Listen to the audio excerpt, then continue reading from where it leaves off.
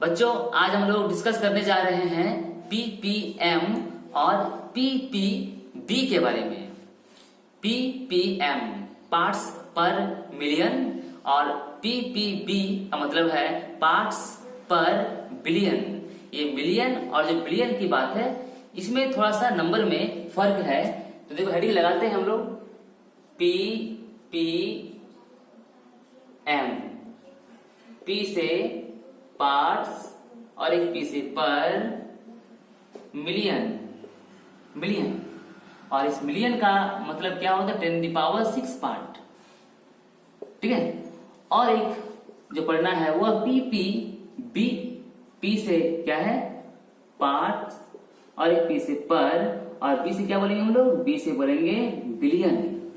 B से क्या बोलेंगे बिलियन। बिलियन का मतलब क्या होता है बच्चों 1 करोड़ 10⁹ पार्ट्स ऑफ सॉल्यूशन। देखो कंसंट्रेशन को निकालने का सबसे स्मॉल यूनिट है, सबसे स्मॉल है। हम लोग सॉल्यूशन को कंपेयर करेंगे 10⁶ पार्ट के लिए तो पीपीएम कहेंगे और 9 के लिए होगा तो पीपीबी कहेंगे। लेकिन अधिकतर यूज इसी का होता है और जैसे हम लोग इसको पढ़ेंगे वैसे ही वह होगा 10⁶ के लिए ये और 9 के लिए पीपीबी। तो हम चलते हैं पीपीएम के बारे में जानने के लिए। तो ये देखो एक एग्जांपल लेके समझाते हैं हम, ठीक है। एग्जांपल ऐसा है कि लिखा गया है 5 ppm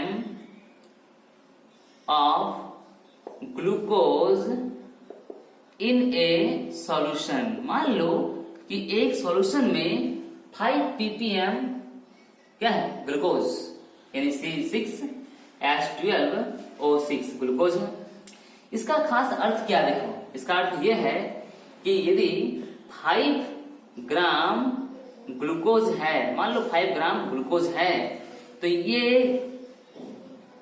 जो डिसॉल्व है सॉल्यूशन में उसका अमाउंट कितना है 10⁶ ग्राम ऑफ सॉल्यूशन। समझ लो मतलब क्या है, खास अर्थ यही है कि एक सॉल्यूशन का अमाउंट यदि इतना ग्राम है 10⁶ ग्राम है तो ग्लूकोज का अमाउंट कितना है 5 ग्राम है। मतलब बहुत ज्यादा डिफरेंस, सॉल्यूट बहुत कम है और सॉल्यूशन का अमाउंट जो है बहुत ज्यादा है। तो इस टाइप के स्मॉल कंसंट्रेशन को हम लोग इंडिकेट करने के लिए पीपीएम वर्ड का यूज करते हैं। देखो जैसे परसेंटेज, प्रतिशत, यह 100 से कंपेयर होता है 100 से। जैसे कहा जाए कि आपका मार्क्स 91% है, 91% है तो इसका मतलब यह है कि 91 मार्क्स है इसमें कितना में 100 में, यानी 100% का यदि एग्जाम हुआ है तो 91% आपको मिला है। इसका मीनिंग यही होगा। यहाँ पे 100 से कंपेयर आप लोग किए हो मास परसेंटेज, जिसमें आपको पढ़ाए हैं हम W/W percentage, weight by weight percentage, ठीक है। फिर आप पढ़े हो वेट बाय वॉल्यूम परसेंटेज, फिर आप पढ़े हो वॉल्यूम बाय वॉल्यूम परसेंटेज। इन सारे में कंपेयर क्या लेकर, यदि सॉल्यूशन का अमाउंट 100 हो, कितना हो 100 हो।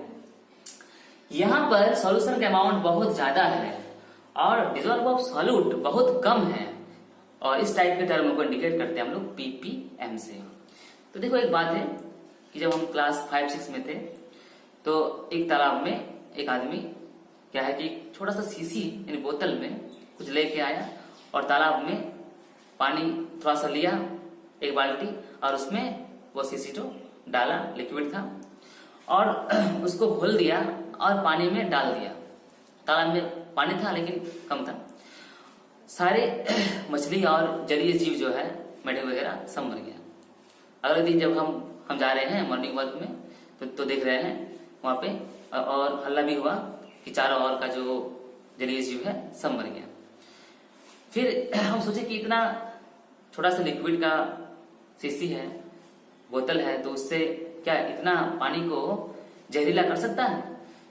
तो फिर ये बाद में हम रियलाइज किया तो मालूम चला कि वही है पीपीएम। थोड़ा सा लिक्विड में क्या है जो पॉइजन है, केमिकली पॉइजन है, वो इतना पानी को क्या किया, जहरीला बना दिया। तो ऐसे पानी क्या एक तरह का सॉल्यूशन है, तालाब का पानी हो, कुआं का पानी हो, एक टाइप का सॉल्यूशन है, उसमें और भी कुछ डिजॉल्व हो सकता है। और जब इसमें थोड़ा सा सॉल्यूट को डिजॉल्व कर दिया जाए तो इतना सॉल्यूशन में थोड़ा सा सॉल्यूट को इंडिकेट करने के लिए हम लोग ppm जैसे वर्ड का यूज करेंगे। सॉल्यूशन बहुत ज्यादा हो तो ppb का भी यूज होता है, b पर बिलियन यानी 1 करोड़, ठीक है। लेकिन ज्यादातर अक्सर केमिकली इंडस्ट्री में इस ppm का यूज होता है जो हम लोग पढ़ रहे हैं। तो ये देखो शॉर्टली इंडिकेट हो गया कि 5 ग्राम मान लो ग्लूकोज है तो 10⁶ ग्राम का क्या है, सॉल्यूशन है, ठीक है। तो हम लोग आगे चलते हैं कि इसका फार्मूला क्या होगा। इसका देखो फार्मूला ऐसा होगा कि number of ppm equal mass of solute bye mass of solution. और यहाँ पे क्या होगा बच्चों, यहाँ पे इनटू क्या होगा 10⁶। तो ये बड़ी बात है, देखो 10⁶ से हमने क्या किए हैं, सॉल्यूट के अमाउंट को कंपेयर किए हैं सॉल्यूशन को लेकर। तो ये जो अमाउंट आया इसे हम लोग ppm से मेजर करते हैं। किससे करते हैं, ppm से। अब हम लोग आते हैं कि ppm को कैसे हम लोग लिखें, कैसे हम लोग ppm को लिखें और इससे न्यूमेरिकल बना लेंगे तो ये ppm क्लियर हो जाएगा। आइए ppm पे नोट लिखते हैं। तो ppm का डेफिनेशन ऐसा होगा, the number of parts by mass of solute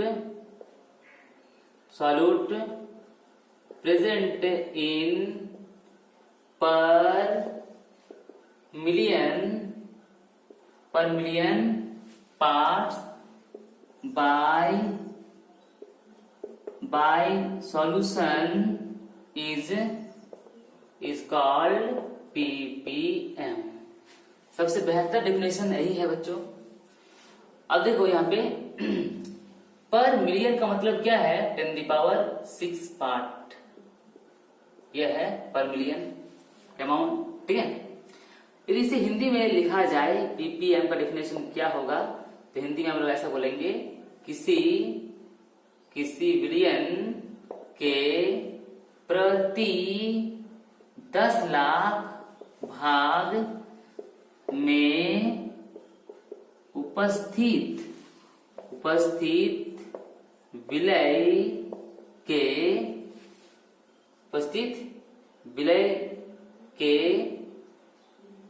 भार या द्रव्यमान की संख्या को ppm कहते हैं। यह हो गया हिंदी वर्ड में। अब देखो इसका जो फॉर्मूला है, फॉर्मूला हम लोग ऐसे इंडिकेट करेंगे, नंबर ऑफ ppm का संख्या। ऊपर लिखते हैं ऐसा कि मास ऑफ सॉल्यूट, और नीचे क्या होगा बच्चों, मास ऑफ सॉल्यूशन, जिसे हम लोग कंपेयर करेंगे कितना से, 10⁶ पार्ट से कंपेयर करेंगे, ठीक है। एक शॉर्टली एग्जांपल भी नोट में दे दोगे, ठीक है। मान लो 10 ppm क्लोरोफॉर्म है, क्या बच्चों, क्लोरोफॉर्म है। फॉर्मूला क्या, CaCl3, ठीक है, इन ए सॉल्यूशन, ठीक है, इन ए सॉल्यूशन। तो इसका अर्थ क्या होगा, अर्थ ये होगा कि 10 gram of CaCl3 in a 10⁶ part of A solution. यहाँ पर पार्ट की जगह में हम लोग क्या करेंगे, इंडिकेट ग्राम। तो इतना ग्राम यदि मान लो सॉल्यूशन है तो उसमें जब 10 ग्राम क्लोरोफॉर्म डिजोल्व रहे, 10 ग्राम क्लोरोफॉर्म डिजोल्व रहे इतना ग्राम के सॉल्यूशन में, तब हम लोग एक शॉर्टली पैरामीटर के तौर पे इस्तेमाल करते हैं क्लोरोफॉर्म की कंसंट्रेशन 10 ppm, 10 ppm। ठीक है, अब ये लिख लोगे। अब हम लोग चलेंगे इसी के बेस पे कुछ न्यूमेरिकल्स, जिससे ये पूरा पूरी क्लियर हो जाएगा। हाँ, और एक बात देखो, यदि यहाँ पे ppb पूछ दे, यानी बिलियन के लिए पूछ दे, तो यहाँ पे क्या होगा, 10⁹ हो जाएगा, यानी 1 करोड़ के लिए पूछ रहा है बिलियन। ठीक है, तो उस समय क्या होगा, 10⁹ से इंडिकेट हम लोग करेंगे और बाद में डेफिनेशन जो है ऐसे ही लिखेंगे। ठीक है, इसको बेहतर बनाने के लिए देखो यहाँ पे थोड़ा सा और भी हम चेंज कर सकते हैं, पार्ट बाय मास ऑफ, क्योंकि सॉल्यूशन का मास, तो parts by mass of solution is called ppm। और यदि p के लिए पूछा है तो ppb, लेकिन यहाँ पे पर मिलियन के जगह में क्या हो, 10⁻, क्या हो जाएगा, 10⁹ करेंगे जब ppb पूछेगा तो। ठीक है, चलो एक क्वेश्चन पे आते हैं। तो क्वेश्चन इस तरह का है, 2 × 10⁻⁻4 ग्राम O2 is dissolved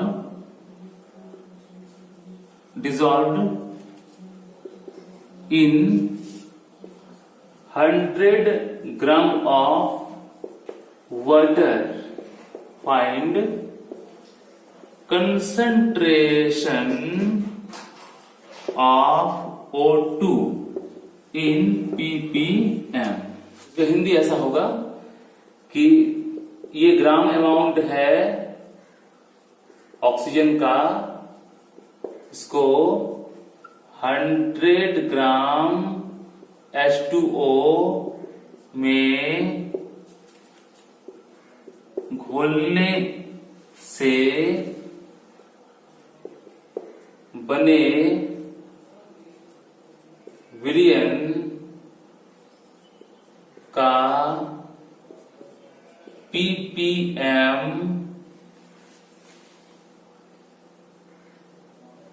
मैंने विलयन में O2 का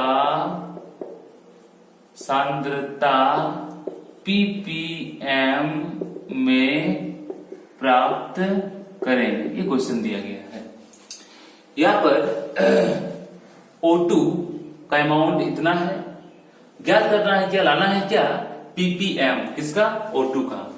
तो देखो हमें जो लानी है उसको पहले लिखते हैं, क्या निकालनी है, conc of O2 in ppm, ये निकालनी है।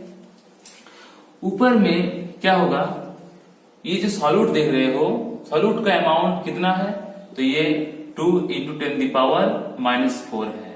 और नीचे क्या है, अमाउंट ऑफ सॉल्यूशन, ये अमाउंट जो है ये क्या 100 ग्राम है, ग्राम ये भी है, ग्राम ये भी है, बाद में कैंसिल हो जाएगा। लेकिन कंपेयर करना है पर मिलियन, ppm लाने के लिए हमें कंपेयर करना है किससे, 10⁻6 से।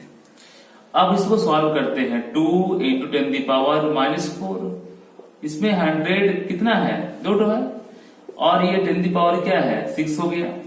अब ये 2 × 10⁻⁻6 तो है, सॉरी -4 तो है, और ये देख रहे हो 10⁻6 है, ये नीचे वाला ऊपर चला जाए तो क्या करोगे, उसको -2 करोगे।